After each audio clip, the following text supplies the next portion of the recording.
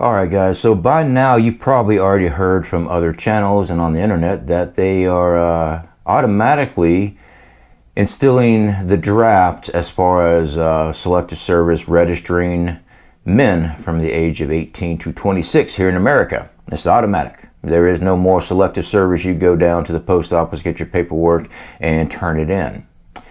Yeah, so anyway, I've been watching the videos and I've gotten emails from everybody asking me about this, and yeah, let's go ahead and talk about this because there's some things that are not really being conveyed correctly here on YouTube.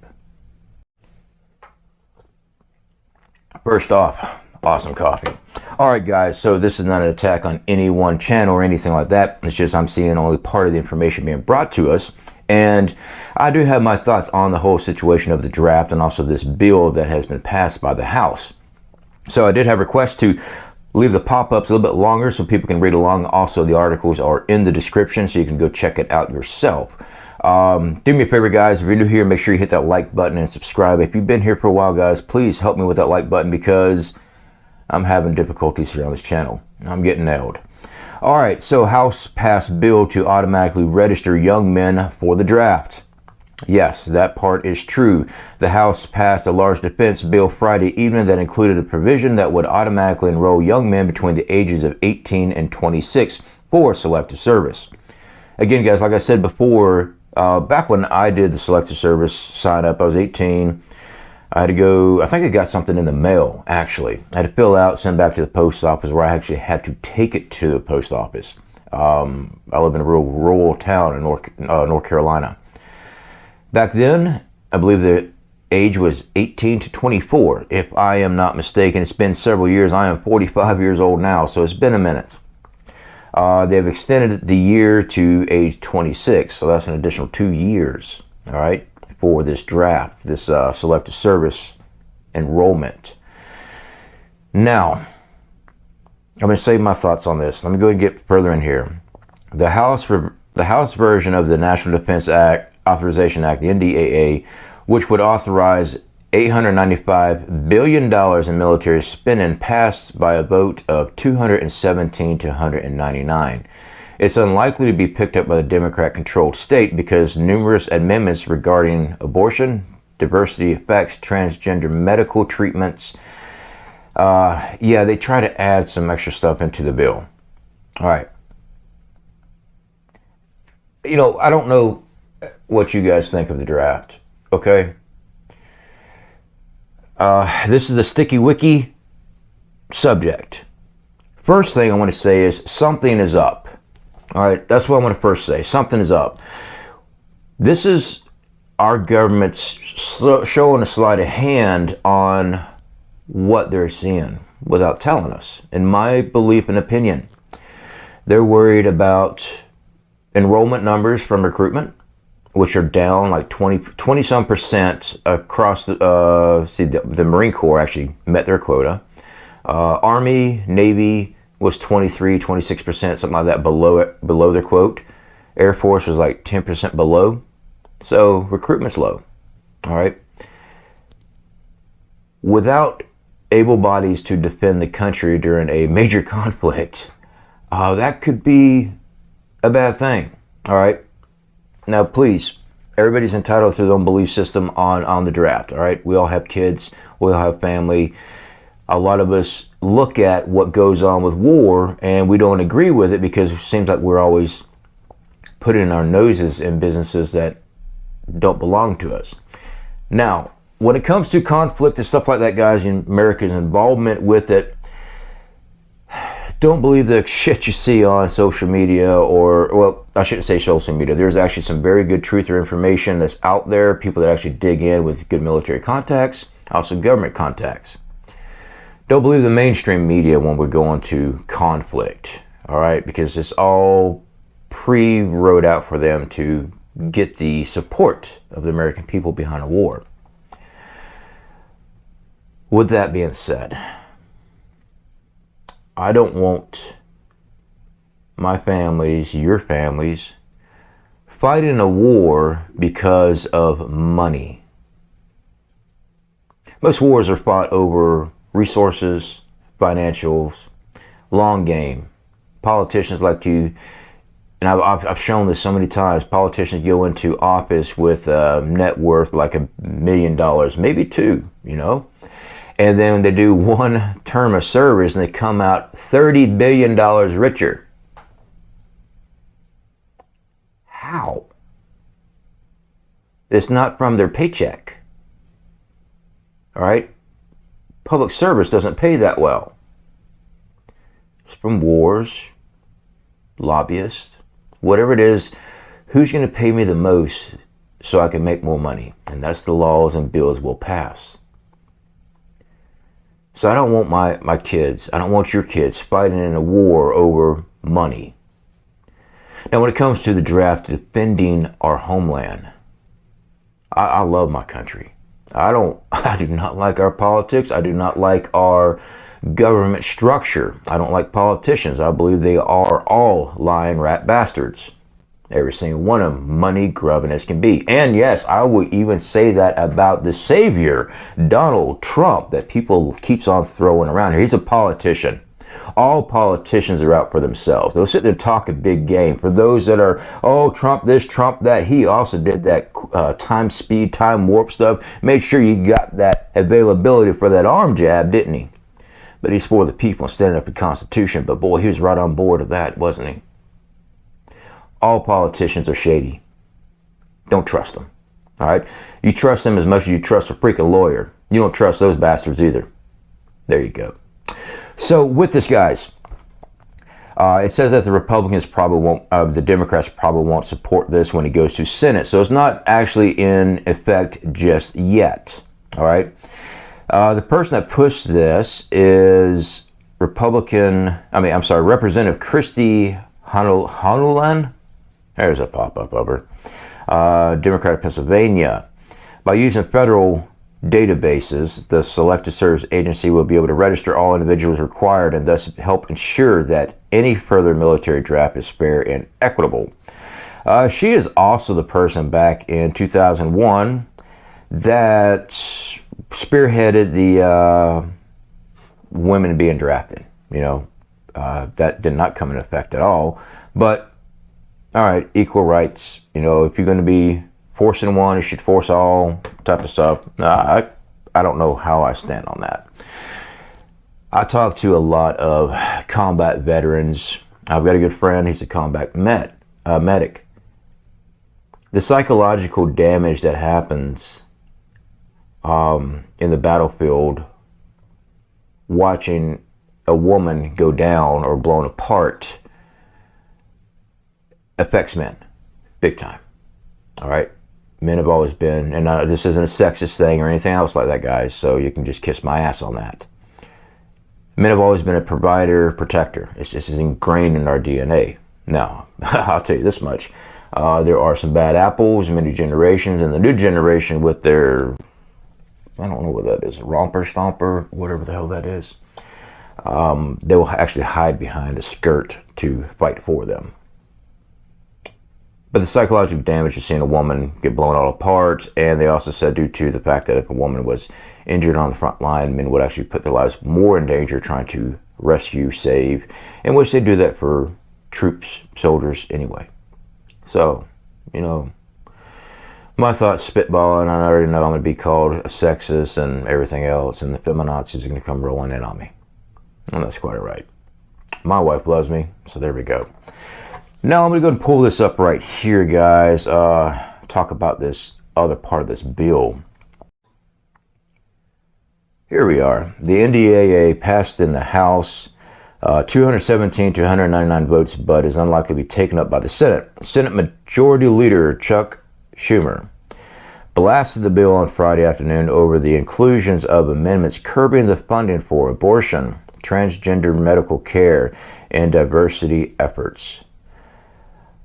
Unsurprisingly, the legislation coming out of the House today was loaded with the anti-LGBTQ, anti-choice, anti-environment, and other divisive amendments guaranteed not to pass the state, Schumer said. As we move forward with this year's NDAA process, both sides will have to work together as a pass bipartisan legislation. All right, so in my belief, this bill is going to get squashed. What I'm seeing online is that people ran with it and they're coming for your kids. No, that's not what this bill is, all right? That's not that. But because it's going to get squashed. I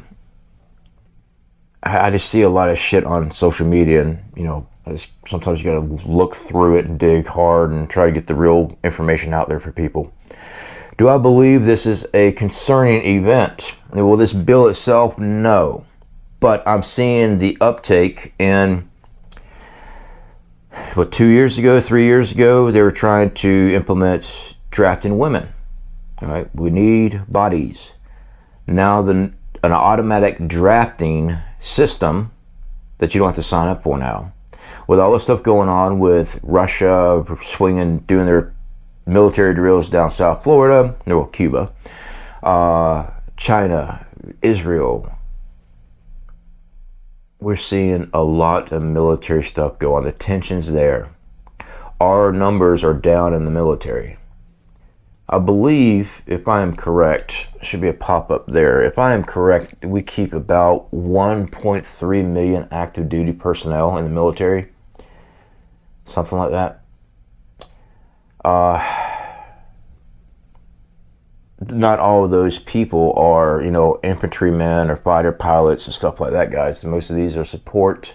Well, I was in the Air Force. I was in munition systems. I worked in an ammo dump. All right, I moved things around, drove a forklift. I wasn't on the front line. The most of these supporting roles is what the military is. So that 1.3 or whatever it was million is not 1.3 fighting men. Now, granted, if something major happens, would you be picking up a rifle? Yes, absolutely. But they're not Navy SEALs. They're not Army Rangers. They are just the Joe Schmoes of the military. No disrespect to my military brothers and sisters. They understand what I'm saying. We have supporting roles, armament, stuff like that. Put the missiles on the plane. That's their role. They are there to load, all right? Jet takes off. They're not in the combat zone. They're on an aircraft carrier, wherever, up the flight line, loading up the missiles. Now, if the base was attacked, yes, guarantee they'll be rocking and rolling with whatever type of firearms they can get. But their role was not for direct action or anything like that. With these numbers down, guys, with the threat of a major global conflict, it is concerning. It's concerning that the government sees that they are screwed if something major happens. And this is why I say I think they tilted their hand a little bit to show us things are up. If our country doesn't fight back if an invasion force comes, are you guys prepared for that? I know there would be the commenters, well, I'll fight, you know, I bleed red, white, and blue and stuff. And hey, like I said, I love my country. I'd fight for my country as much as possible. Absolutely. But what about the other, you know, I see the protesters, you know, the pro-Palestine and stuff. And I see how the government kind of stepped in and said if they didn't knock it off, they were going to cut their federal funding for the schooling. Because, you know, I mean, kind of makes sense though, right? You're getting federal funding, you're getting funded from the government to go to school, but you're going to use your time at the school to protest the war. Yeah, cut them loose. I mean, that's how I look at it, but maybe I'm wrong. Just like I see the commenters that they'll comment that they're on disability, they're on food stamps, stuff like that, government assistance. But they are also the ones screaming, hollering, we need to take down the government, we need anarchy and everything else. And it makes me scratch my head. You're telling me you're surviving by a check from the U.S. government to pay your bills, housing, food, and you want the government to collapse. So how are you going to pay your stuff? How are you going to feed your family if you're not doing it right now? I understand that we are stressed. I understand that we are all irritated, aggravated, want something to happen.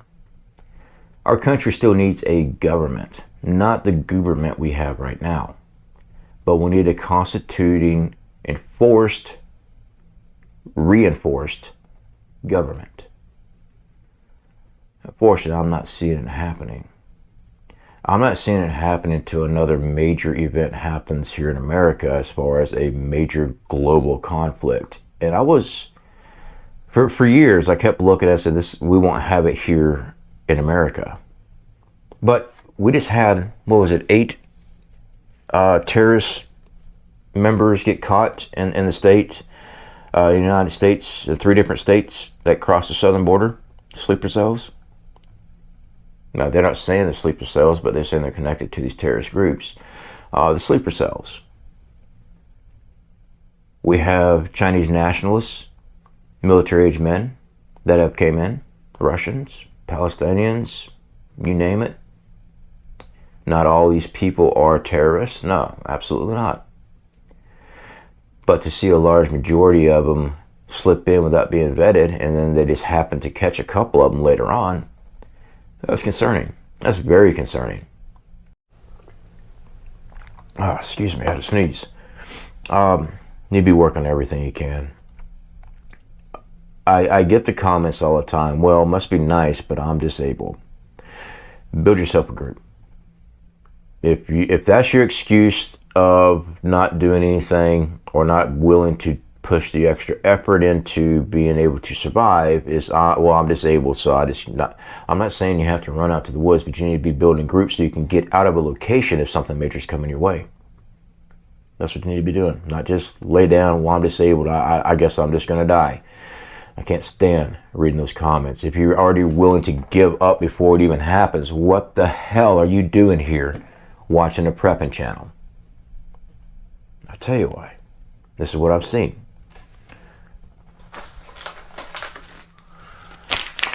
Oh my God, he's got food. Yes. Yeah, they're food channels. They want to see wild, amazing stuff. They don't really care about actually doing any of it. You know, when I was hurt, injured, and when I got out of prison, I was prepping. I was living in a halfway house, working, going to the Dollar Tree, and I was still prepping while I had to finish up my parole. Yeah. When I was injured, we lived off preps, but when we try to replace things, we had to go to the dollar store. Do whatever we have to. You think I make a lot of money here on YouTube? Nah, I don't. I make more as a mechanic. This is nice. Having a YouTube channel helps out the bills a little bit. I turn wrenches in the yard when I get off work. So I put in 10 hours a day working, try to film, a little extra cash, and then I'm doing brake jobs out in my yard every day.